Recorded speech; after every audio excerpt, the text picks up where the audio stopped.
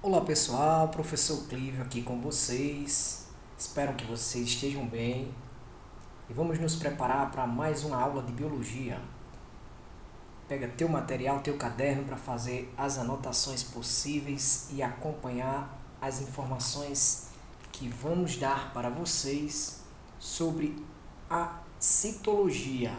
Ressaltar a grande importância desse ramo da biologia que estuda as células, de modo que nós queremos aqui fazer uma introdução à citologia, assim como entender os envoltórios celulares. Esse é o objetivo geral da nossa aula.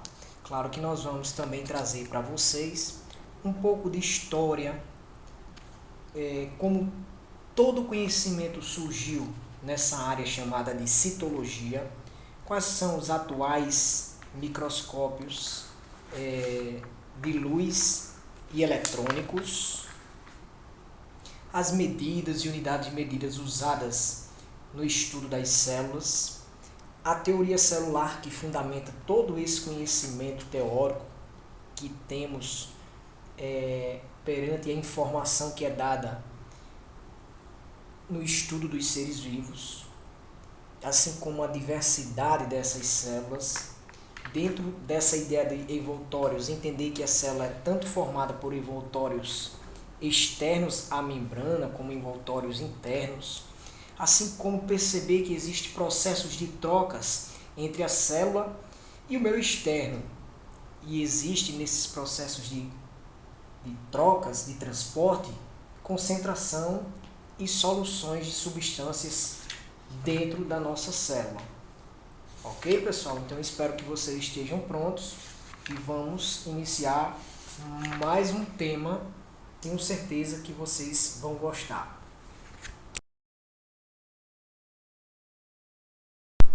Ao estudarmos a origem e a evolução dos seres vivos, falamos em origem e evolução da célula.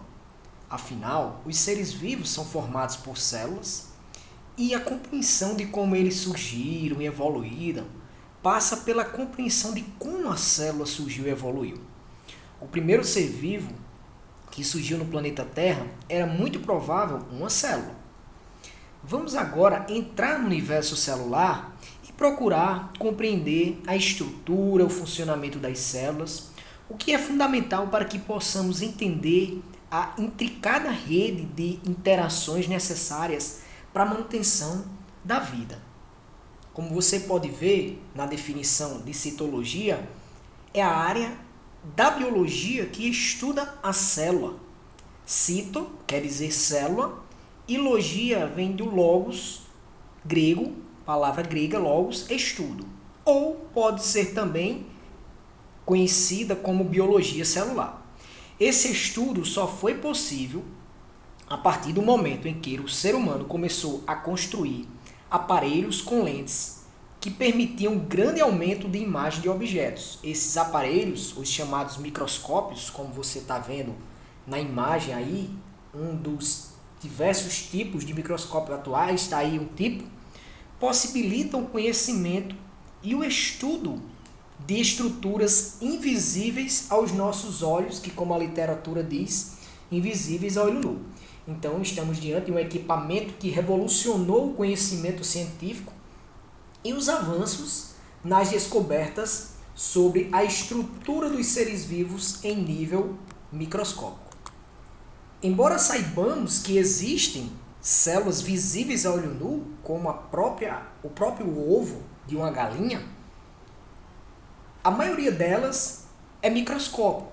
Então, o que permite entender essa área, esse universo, entrar nessa ideia e conhecer o mecanismo, como funciona toda a parte interna dessa estrutura fundamental para a vida, só é possível por causa desses equipamentos denominados microscópicos. Esses aparelhos foram inventados por volta de 1595 pelos holandeses fabricantes de óculos Zacarias e Hans Janssen, pai e filho, que inventaram o primeiro microscópio, que era constituído de apenas duas lentes em um cilindro. por volta de 1668, o comerciante holandês Anton van Leeuwenhoek construiu vários microscópios e, ao se deparar com a obra Micrografia de Hooke, se interessou em analisar diversos materiais com seus aparelhos. Ele construiu um microscópio simples, como você pode ver aí na imagem, com cerca de 10 centímetros de comprimento, que necessitava de muita luz para iluminar o objeto, mas que permitia o aumento de cerca de 200 vezes. Hooke construiu seus próprios microscópios, introduzindo novidades técnicas que permitiram a formação de imagens de melhor qualidade.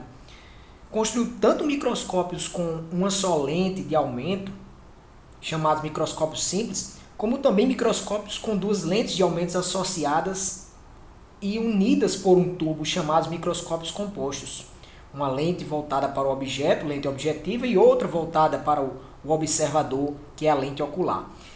Esse microscópio de Hooke permitia a ampliação das imagens dos objetos e estudos em cerca de 40 vezes. Na obra Micrografia, Hooke publicou diversos desenhos representando suas observações ao microscópio. Vamos comentar apenas suas observações com os cortes de cortiça, que ele analisou com o objetivo de compreender suas propriedades físicas de leveza, flutuabilidade e elasticidade. Ele descreveu que a estrutura da cortiça era reticulada com uma infinidade de diminutas câmaras preenchidas por ar e que essas câmaras eram pequenas caixas ou células. A palavra célula vem do latim cella, que significa pequeno compartimento, pequeno recinto ou recinto, termo usado para designar os pequenos aposentos dos religiosos nos mosteiros e conventos. É daí que surge o termo célula, né? Da palavra latina cella. E você, com relação a esses aparelhos com lentes que permitem aumentar imagens, permite conhecer estruturas invisíveis a olho nu, você conhece algum ou alguns? Atualmente já temos tantos microscópios de luz, feixes de luz, como microscópios eletrônicos que são fabricados a partir de feixes de elétrons. Os atuais microscópios de luz, eles permitem aumentos de até cerca de 1.500 vezes. Com esses aumentos, entretanto, não é possível observar os detalhes da estrutura celular. Na imagem mostrada aí, é um microscópio estereoscópico, vulgarmente conhecido por lupa. É indicado para a observação de estruturas e organismos maiores do que os normalmente observados por esses microscópios binoculares que permitem a observação de objetos opacos. Esse microscópio aí, o binocular mostrado, permite aumentos maiores do que os microscópios de lupa, os estereoscópios. Mas os objetos a serem analisados devem ser translúcidos, ou seja, devem permitir a passagem da luz, por isso chamados feixes de luz. O aumento da imagem que vemos ao microscópio composto é dado pela multiplicação do aumento da ocular pelo aumento da objetiva. Por exemplo, um microscópio composto com ocular 10 vezes e objetiva de 40 vezes possibilita a ampliação da imagem em 400 vezes. O estudo detalhado das estruturas celulares ele só foi possível com o advento dos microscópios eletrônicos, né, que permitem observar as células com aumentos muito maiores. Isso é possível porque os microscópios eletrônicos utilizam feixes de elétrons para analisar o objeto a ser estudado em substituição aos feixes de luz. Os microscópios eletrônicos podem ser de transmissão ou de varredura. Os de transmissão são empregados para analisar estruturas cortadas em fatias muito finas. Já os de varredura são empregados para analisar a superfície do corpo dos seres vivos, das células e até mesmo das moléculas. O material a ser analisado ao microscópio eletrônico, aos microscópios eletrônicos, deve ser devidamente fixado e corado com sais de metais pesados, todo um processo que propicia um contraste nas estruturas das células, tornando-as menos permeáveis aos feixes de elétrons. As estruturas mais coradas são vistas em preto ou cinza escuro e as menos coradas em tons de cinza claro. A imagem é vista em uma tela e ela pode ser impressa como fotografia. Como são sempre em preto e branco, essas imagens podem ser posteriormente coloridas artificialmente para buscar evidenciar ainda mais as estruturas celulares. As imagens obtidas com o uso de diferentes tipos de microscópios, elas são chamadas de micrografias. E quando tiradas pelo microscópio de luz, fala-se em micrografia de luz ou fotomicrografia. E quando tiradas pelo microscópio eletrônico, fala-se em micrografia eletrônica ou eletromicrografia. Agora vamos compreender as medidas usadas no estudo das células, ou unidades de medidas, como você queira entender. Como a grande maioria das células é pequena, então as estruturas que elas contêm são menores ainda. Aí para medi-las foram estabelecidas unidades de medidas apropriadas, certo? De acordo com o Sistema Internacional de Unidades, o SI, estudado na física, o metro ela é a unidade básica de comprimento e em função dele derivamos as demais unidades. As principais subdivisões do metro empregadas em citologia são milímetro, representada pelo símbolo mm, as letras 2m, né, mm, que é o metro dividido por 1000. Micrômetro, nessa parte aí mais laranja, como se fosse esse M de cabeça para baixo, e um M, que é o metro dividido por milhão. E nanômetro, que é representado por essa partezinha mais clara, laranjinha clara, pelo símbolo nm, que é o metro dividido por bilhão. Então você pode ver aí que a imagem ela está nos apresentando quais são os limites de resolução do olho humano, é onde ele diz visível ao olho nu, dos microscópios de luz, onde ele diz visível aos microscópios de luz, e na sequência, eu estou da direita para a esquerda, dos microscópios eletrônicos. Então esse esquema está mostrando os limites de resolução do olho humano, dos microscópios de luz e do microscópio eletrônico, assim como as dimensões de alguns organismos e estruturas, para você ter uma ideia, o tamanho do vírus, o diâmetro da molécula DNA. Tá vendo que não é possível um microscópio de luz, nem muito menos a olho nu, mas é visível ao microscópio eletrônico.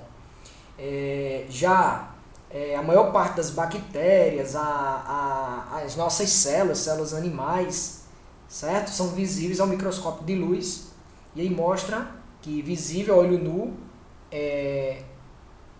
objetos ou seres vivos que têm dimensões maiores que 1 milímetro, certo? A partir de 1 milímetro, onde ele mostra 1 milímetro, 5 milímetros e 1 centímetro. E o curioso aí nesse esquema é mostrar que o tamanho do átomo não é visível com nenhum tipo de microscópio. A ideia do átomo, né, que é apenas uma teoria, isso aí, essa imagem, essa é uma teoria atômica, a mais aceita atualmente, não é visível com nenhum tipo de microscópio existente. São apenas hipóteses. Então, como vamos estudar as células? Estudaremos as células a partir de sua superfície, procurando primeiramente entender as estruturas que as delimitam, protege, permite trocas entre o meio intracelular dentro dela e o meio extracelular fora dela. Vamos estudar as membranas, os outros envoltórios celulares e os processos de troca entre as células e o meio. E depois nós passaremos para o estudo do citoplasma, onde ocorrem importantes processos fisiológicos, para finalmente estudarmos o núcleo, que é responsável pela coordenação da fisiologia celular e pelas divisões celulares. Nessa aula nós vamos trabalhar somente os estudos dos envoltórios celulares, para não ficar tanto tempo e tão sobrecarregado. A teoria celular foi elaborada após os trabalhos de Hooke, como eu estava comentando com vocês, das ideias do microscópio, e outros cientistas eles foram se interessando pelo estudo microscópio dos seres vivos, desenvolvendo assim essa importante área da biologia, que é a citologia. Em 1838, dois pesquisadores da Alemanha, Matthias e Theodor, eles formularam essa teoria celular, que segundo a qual todos os seres vivos são formados por células. As células são, portanto, as unidades morfofisiológicas e funcionais de seres vivos. sendo que Matias ele concentrou suas observações nas plantas, enquanto Teodoro nos animais. Atualmente sabe-se que os vírus são as únicas exceções a essa teoria, pois não são formados por células, porém depende delas para a sua reprodução. Outra hipótese, também embasada pela teoria celular, é essa ideia de diversidade celular. As células elas podem ser de dois tipos, procarióticas, como é o exemplo da bactéria aí na esquerda de vocês, e eucarióticas, como é o exemplo da célula vegetal e animal, a vegetal em verde e a animal nesses tons de lilás. Outras ideias é que existem seres com uma única célula, portanto unicelulares, e seres com muitas células, chamados de pluricelulares. Então se tem ainda dentro da teoria celular essa definição de seres formados por uma ou mais células. Os envoltórios celulares. As células elas encontram-se individualizadas, separadas do meio pelos envoltórios. Estes devem ter características que, por um lado, separam o interior da célula do meio externo e, por outro, propiciam trocas de substâncias com o meio. Então, sem trocar substâncias com o meio, a célula ela não pode se manter viva, pois precisa receber nutrientes, eliminar resíduos do seu metabolismo. Então, vamos conhecer quais são esses envoltórios celulares, né? Primeiro, um conceito para a gente poder se familiarizar com o que seriam esses envoltórios. Então, são finas películas que podem, já caracterizando, delimitar, separar, proteger e permitir trocas, como é o que a gente está conseguindo entender até aqui, com relação aos envoltórios celulares. Podemos chamá-los de membrana plasmática ou membrana celular, assim como plasmalema e membrana citoplasmática. O que ele faz? Separa o interior do meio externo e proporciona troca de substâncias com o meio, receber nutrientes, eliminar resíduos metabólicos, são exemplos dessas trocas de substâncias. Ele é constituído quimicamente por uma dupla camada de um lipídio, lembra dos ácidos, das substâncias orgânicas, os lipídios, então é a união de 35% de fosfolipídios, que vão formar uma delimitação fluida, hidrofílica, hidrofóbica, né? Aquela ideia que nós aprendemos anteriormente. Moléculas proteicas estão em maior quantidade, compondo 62% dessa membrana plasmática, que são as portas onde essas substâncias vão entrar e sair. E ainda tem os envoltórios constituídos por carboidratos, uma menor quantidade, 3%, mas existe, né? Envoltórios externos à membrana, resistentes e permeáveis, e a gente chama esse modelo de modelo mosaico fluido. Tá aí a imagem, né, que acabamos de ver da constituição química desse modelo mosaico fluido, constituído por fosfolipídios, né, as glicoproteínas, né, que são os carboidratos, as proteínas, lipídios, colesterol, enfim, todos os componentes orgânicos que constituem os seres vivos, isso na ideia de uma célula animal. E para finalizar essa ideia da membrana plasmática, já quero mostrar também uma característica, uma propriedade importante dela, que é a permeabilidade seletiva, ou também conhecida como barreira semipermeável, onde dá à membrana plasmática da célula a capacidade de selecionar as substâncias que entram e saem de acordo com a necessidade da célula. Então, a membrana ela primeiro recebe a informação para poder fazer importação e exportação das moléculas. Importação é entrar, exportação, tirar, sair essas moléculas, né, a partir de movimentos também em terceiro plano de capacidade de movimento e expansão. E só para concluir nosso raciocínio com relação a esses envoltórios externos, são membranas que estão além da membrana plasmática, digamos assim, que protege a célula do que vai chegar.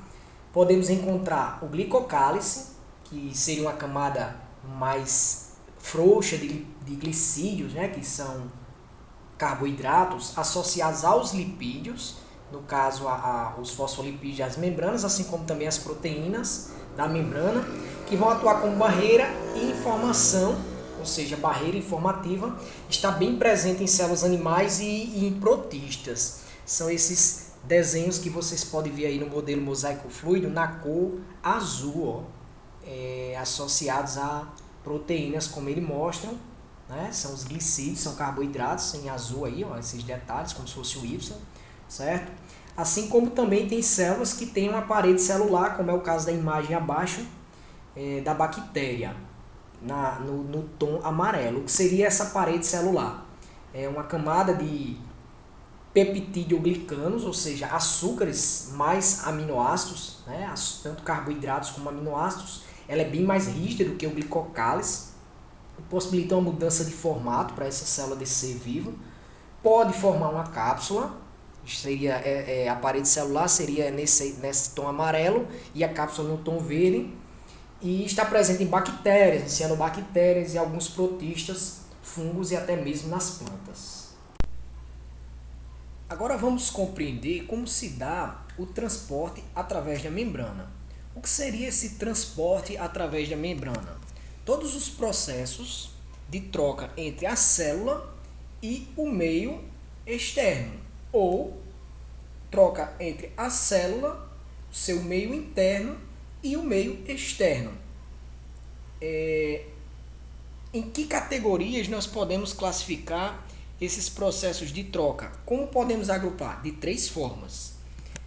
Passivo são os processos que ocorrem através da membrana plasmática, sem gasto de energia, de modo a igualar a concentração da célula com o meio externo. Isso tudo acontecendo a favor de um gradiente de concentração, e pode ser classificado em difusão, difusão facilitada e osmose.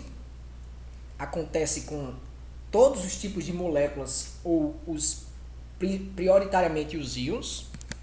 Um outro processo é o ativo, ocorre através da membrana plasmática com gasto de energia, mantendo a diferença de concentração entre a célula e o meio externo. Contra o gradiente de concentração são os íons específicos da bomba de sódio e potássio, esse é o melhor exemplo. E o terceiro, os processos mediados por vesículas, ocorrendo quando vesículas são utilizadas para a entrada de partículas ou micro-organismos na célula ou para a eliminação de substâncias da célula. O processo de entrada chama-se endocitose e o de saída exocitose. Para entender os processos passivos e ativos, precisamos ter algum conhecimento sobre concentração de uma solução, e nós vamos detalhar um pouco brevemente sobre isso.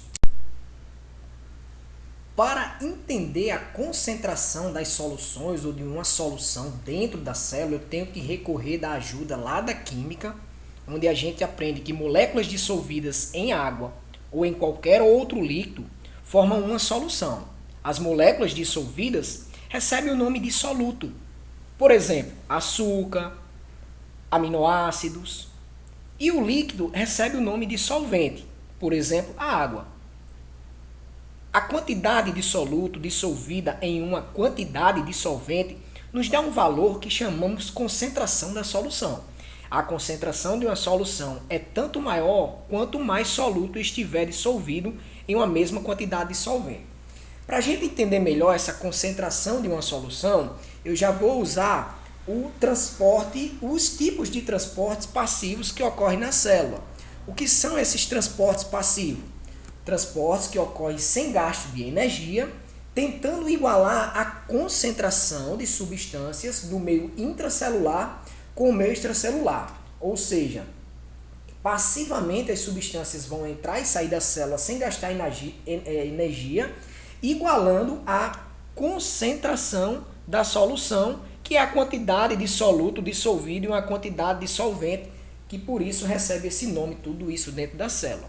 Então nós temos 3 tipos de transporte. Passivo, a difusão, também chamada de difusão simples, corresponde ao movimento de partículas, moléculas ou íons, de onde elas estão mais concentradas para onde elas estão menos concentradas, a fim de igualar a concentração. O exemplo disso é o gás oxigênio e o gás carbônico, que cada segundo que respiramos nós fazemos esse movimento de troca, né, de transporte, digamos assim, de entrada de oxigênio, saída de gás carbônico. Um outro tipo é a difusão facilitada. Também é um processo passivo que ocorre através de membranas lipoproteicas, a membrana plasmática da célula, né, naquele modelo mosaico fluido que nós conhecemos. E aqui, esse tipo de difusão, algumas proteínas da membrana atuam facilitando a passagem de certas substâncias que, por difusão simples, demorariam muito tempo para passar. Esse processo é particularmente comum no movimento da glicose, aminoácidos, vitaminas e de alguns íons, como o cálcio, o cloro, o sódio e o potássio. E um terceiro tipo de transporte é a osmose. Esse processo de difusão de moléculas de água, especificamente para a água, através da membrana semipermeável, a água difunde-se em maior quantidade da solução hipotônica para hipertônica, que seria quando a substância está menos concentrada, ela é chamada de hipotônica. E quando a concentração está mais concentrada, ela é chamada de hipertônica. Então, quando a concentração é diferente, a menos concentrada é chamada hipotônica ou hiposmótica, e a mais concentrada é chamada de hipertônica ou hiperosmótica. Quando duas soluções têm a mesma concentração, que é a ideia do transporte passivo igualar, elas são chamadas de isotônicas ou isosmóticas. Um segundo tipo de processos de troca ou de transporte da célula com o meio externo com a célula, é o chamado de transporte ativo, como eu já tinha falado para vocês. Aqui entra em cena a bomba de sódio e potássio. Medindo-se a concentração de dois importantes íons para a célula, o sódio, representado pelo símbolo Na+, e o potássio, representado pelo símbolo K+, verifica-se maior concentração de íons Na+ no líquido extracelular quando comparado com o meio intracelular, acontecendo o contrário com os íons de potássio. Esses íons atravessam normalmente a membrana celular pelo processo de difusão facilitada. Assim, se não houvesse um processo ativo capaz de manter essa diferença, os íons de Na e K+ teriam a igualar suas concentrações dentro e fora da célula. O processo ativo, que permite a manutenção da concentração diferencial desses íons, é chamado de bomba de sódio e potássio, utilizando energia ATP. Os íons de sódio que penetram na célula por difusão facilitada são levados para o meio extracelular, e os íons de potássio que saem da célula por difusão facilitada são levados para o meio intracelular. Só para a gente entender a permissão de transportar substâncias do meio que estão em menor concentração extracelular para o meio com maior concentração intracelular, é para manter o gradiente de concentração ou a diferença de íons dentro e fora da célula. E esse bombeamento de sódio para fora e de potássio para dentro da célula são realizados por uma proteína de transporte e ocorre com gasto de energia. A manutenção da maior concentração de potássio no interior da célula e de sódio fora da célula é fundamental para o metabolismo celular. Além dos transportes ativos e passivos, também existe outra maneira da célula colocar substâncias para dentro dela ou até mesmo liberar, que são chamados de endocitose, onde a membrana celular envolve partículas, chamamos de fagocitose, ou quando é um líquido, um fluido, denominamos pinocitose. Isso do exterior, de fora, né, e transportado para dentro da célula, sendo carreada essa substância, a partícula, na forma sólida ou líquida, em uma forma de vesícula.